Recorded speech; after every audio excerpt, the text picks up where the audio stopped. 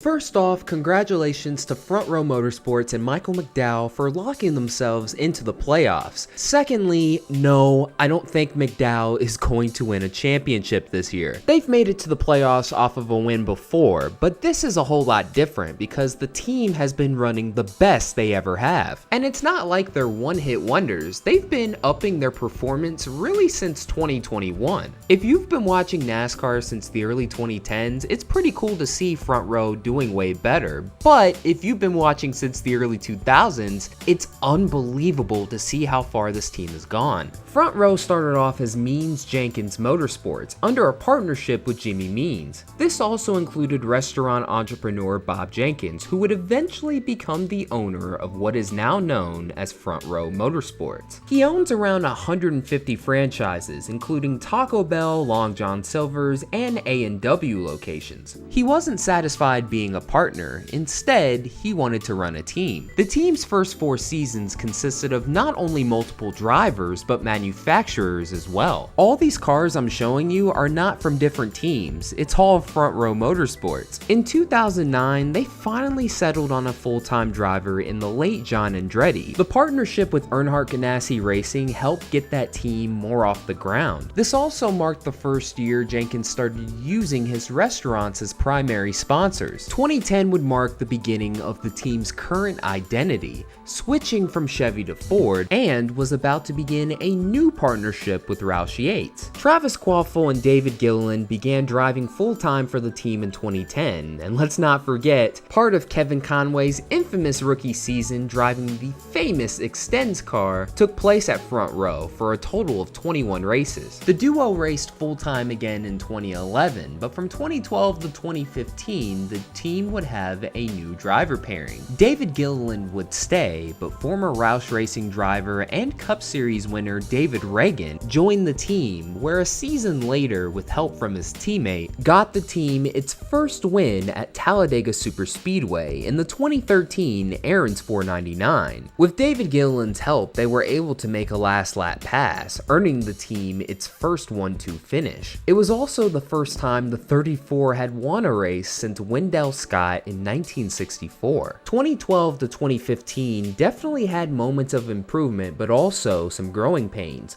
They still weren't one of the top teams, and also at times the Roush Yates engines weren't the best. 2016 would have a different driver pairing, as Landon Castle joined the team along with reigning NASCAR Xfinity Series champion Chris Buescher. Without question, the biggest moment that season was the team scoring its second win ever at Pocono. The race would be shortened by rain, and because of the pit cycle, Chris Buescher just happened to be in the lead. This marked the first time Front Row Motorsports made the NASCAR playoffs, but with only one other top 5, not shockingly, they were out of the round of 16. Reagan rejoined the team in 2017 alongside Landon Castle, but 2018 would mark the team's best driver move ever. Michael McDowell was already considered a stable driver at that point. He was a good super speedway racer, but considered a road course ace because of his open wheel background. Over the next 3 seasons, slowly but surely, McDowell and Front Row were getting better, but nobody could have expected what was about to happen in 2021. Not only would they make the playoffs for the second time ever, but their win came in the greatest race of them all, the Daytona 500.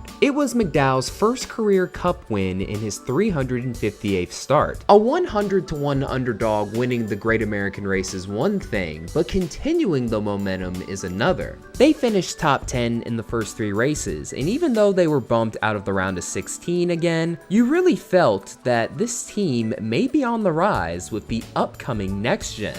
While the 34 was gaining momentum, the 38 went through multiple changes. David Reagan ran 2 more seasons before retiring from full-time competition in 2019. In 2020, rookie John Hunter Nemechek was brought in, but you have to give him a pass due to it being a COVID season. He left, and then Anthony Alfredo was brought in to drive full-time, and didn't do much better. With 2 young prospects not panning out, surely they would go for a veteran this time. Instead, for the 3rd season in a row, they went with a young driver. The difference was this driver had deep roots within the team.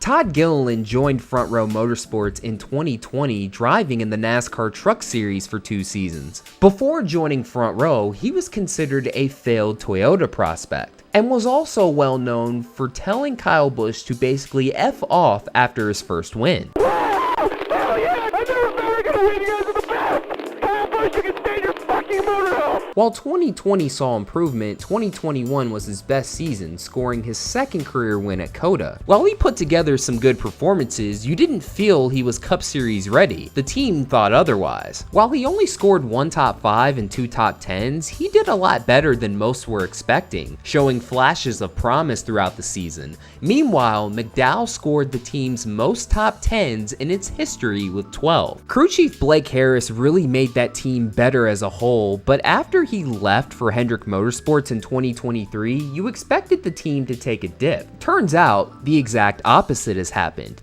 We now have returned to the present. The team is currently the best it has ever been. McDowell, along with his win, has 2 top 5s and 6 top 10s, while Todd Gilliland has 3 top 10s. With their recent success in the next-gen era, it begs the question in the title: can they eventually become a contender down the road? We're starting to see a couple of Ford teams on the rise, not just Front Row, but also RFK. It's a good time to be driving a Ford, as most of their teams have improved, and with the recent personnel decisions made by Front Row, I think they can become eventual contenders. The Blake Harris departure could have been detrimental to the team. It also helps that they recently picked up the contract option on both of their drivers, keeping them put long term. I'm sure Bob Jenkins not only wanted to keep them due to their performance, but also because of their deep roots with the team. While I think it was the right decision, some feel otherwise. Why?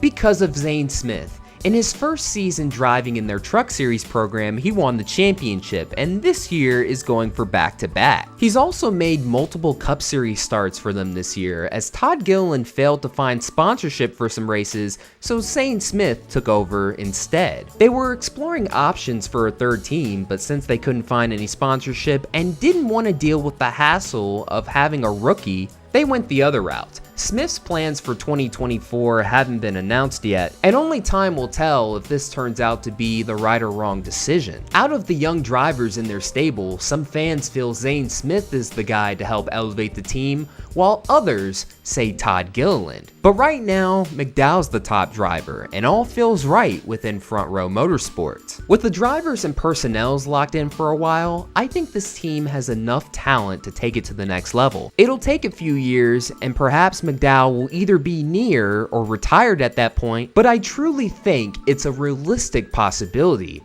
Oh boy, this is either gonna age extremely well or extremely poor. But anyways, let me know down in the comments below, do you think Front Row can become contenders? Do you agree with their personnel decisions? And also, don't forget to like and subscribe to the channel for more NASCAR content. And once again, that'll do it for another video.